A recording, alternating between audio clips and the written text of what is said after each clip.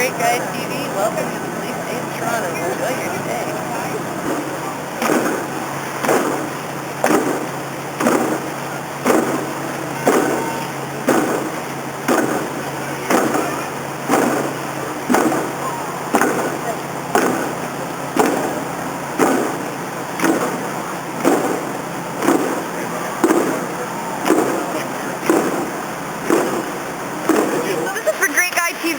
My name's Samantha. I just partook in the protest, or the demonstration, peaceful demonstration that took place on Spadina and Queen. We were right in the heart of it. There was a few hundreds of us. It's the 27th of June, 2010. The summit has come to an end, so I hope there will be a lot to follow with the news. And I think that it's important that people know what it is that happened, because there wasn't a lot of media coverage, not mainstream media anyway. They weren't letting them in. We had no warning. 80% of the people that were just detained for 4 hours in the rain, unjustly, were pedestrians, just going about their day in the market. 5 minutes too wrong, too late. So they didn't give us any warnings. We weren't given any updates. The authorities kept switching their stories. Can you give us some of the stories? Yeah. So first they told us that we were all going to be arrested, though it was all just news that I heard, because like I said before, we weren't given any official updates. They said that there was rumor that we were all going to be detained, and then after that, we were being rounded up, like they kept compressing us together. Then it started pouring, and then 4 hours later, they announced that they were going to bring in TTC buses. So they brought in a whole horde of them, and there were actually people trying to surrender themselves to be detained. We thought we were all going to go to the detention center. We were worried about, how we were all soaked and, going to suffer pneumonia or something. So I was calling up the number there's an official number for protesting rights for the G-20 summit, and we were calling that to figure out what it is that we could do about our situation. And I had friends that were on the outside riot lines, feeding me information about what was happening. I had friends who were watching TV. I was trying to plug in the information about what was going to happen to us, because they wouldn't tell us. So after they said that, this was just half an hour ago, that they told us we were going to be put on TTC buses to keep us warm, and that we were going to deal with legal issues. So we were all going to be charged for breaching the peace, which isn't a criminal offense, but they were going to take it from there. And then after 20 minutes of that, they pieced out to just let go. It was a relief. Like, there was a lot of happiness. I think everyone they just let all of that hatred that had built up. I mean, hatred's a strong word, but people were getting aggravated. I think the authorities were worried about that. I don't know if they knew what they were doing. Like, all the money, if you spend $900 million on security, maybe there should be some more training. Like, I don't know. It wasn't humane. It wasn't humane. Did you see anyone get sick or hurt? Yes, actually. There were people who were suffering anxiety attacks, and they were young people. Like, there were high school students in there. And they were taking people away with the plastic wrist lines. So we just had no idea. To suffer through environmental hazards or whatever isn't a big deal if you know what's going on. Like, if I knew that 4 hours later I was just going to be released to walk home in the rain, like, that's cool, but to not know is painful. And like I said before, being given no warning, that was a peaceful protest. There were people yelling maybe just, peaceful protest. And I asked them, like, where do we go? Where do we go? Because I was in the same situation last night at 2 a.m. by the detention center. And we asked them, where do we go? Give us the route out. And they did. But they at least warned us. This is your second warning, even though it was our first.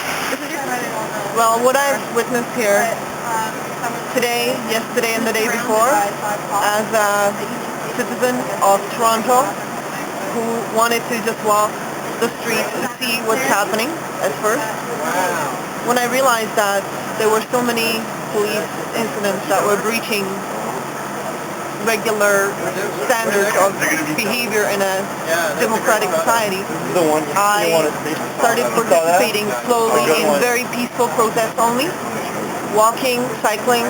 I was cycling for 3 hours today just to see also what's happening on both sides, because I didn't want to have my opinion made up by somebody in the media or somebody who did not see. I wanted to see for myself. And there was lots of nervousness. Lots of officers, I have to say, were very proper and correct, but there were moments of such heat, throwing people, grabbing people by their neck, grabbing their bicycles, shoving them against them, that I felt like I returned back to a police state where I grew up for 22 years, former Czechoslovakia. For Great Guy TV, and we are here at the Toronto protests on Sunday afternoon or evening now in the downpour. We've just been watching what's been going on, and I was just asked the question, do I support what the protesters have been doing this weekend? And I certainly don't think that that these issues are not pertinent. I think they're very pertinent. A lot of the responsibility of the larger, wealthier nations is to look out for the socioeconomic well-being of their citizens, and I think that is very important. And there's a lot of legitimate concerns with the protesters. However, I think their methods aren't always effective. I think if you want to affect change in the legal system, you become a lawyer. If you want to see change in the education system, you become a teacher. If you want to see change in any sphere, in politics, become a politician, become an activist in that way. But when things resort to violence and inarticulate demonstrations of just anger and sheer emotion, I think it really misses the point and confuses the matter when it's polarized, police, state versus innocent constituents wanting freedom of speech. So in all, I think there's a lot of complication and a lot of finger pointing that's all unnecessary and peripheral to the issue. Voices like move fast as they're walking. And I'm Kyle, and just got released by a little detainment at Queen and Spadina. We were there for how long? There for about 5 hours. 5 hours? About 5 hours. Yeah. About 5 hours. Everyone's really calm. Even police were really calm. They're actually very cooperative. We were just standing there the entire time. No one really got rowdy. Everybody was pretty peaceful, and we were just waiting. We didn't know what to do, and we just had to wait it out. I think they picked out the people that they were looking for in the beginning, and just detaining people, probably just to teach us a lesson, not to do it again, whether that'll work or not. But they also had a lot of people that were just at the wrong place at the wrong time. So people had their grocery bags, or old people with their wheelchair. Yeah, and to be fair, they did let out some of the elderly first, so I think that was nice of them also. We were at the wrong place at the wrong time. We were going to a friend's house, so we kind of caught in right when the police were charging, and when we turned around, they're like, we're not going anywhere. You're not like trying to leave, and they forced you back. So what's your opinion of the whole thing? It kind of felt like a police state because we were detained without any information. We were surrounded by all ways, and we couldn't leave. So, it felt really uneasy being here in Toronto and having to experience that.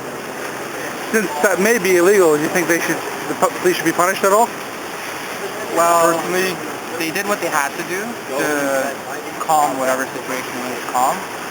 However, they could have still allowed the people that wanted to leave the opportunity to leave, and the ones that wanted to have their peaceful protest continue doing what they wanted to do.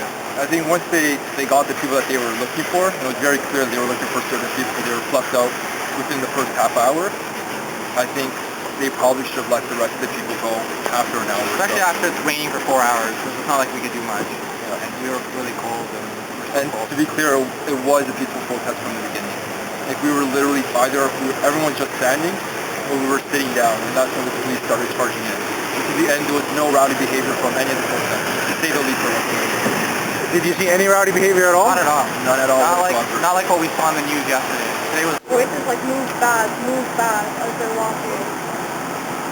Voices like move fast as they're walking. It reminded me over the last, especially yesterday and today, of the police state I came from, former Czechoslovakia, where my parents and grandparents were saying when something like this happens, they were describing similar situations where police take charge in such a manner that it's not anymore on your behalf, it's on somebody else's behalf, and they are authority. They're not working for you. They're not a public servant any longer. They serve somebody else, and those don't serve us either. And when they start happening, you got to be vigilant. You got to really stand up, because that is the point where there's no return. Great Guy TV.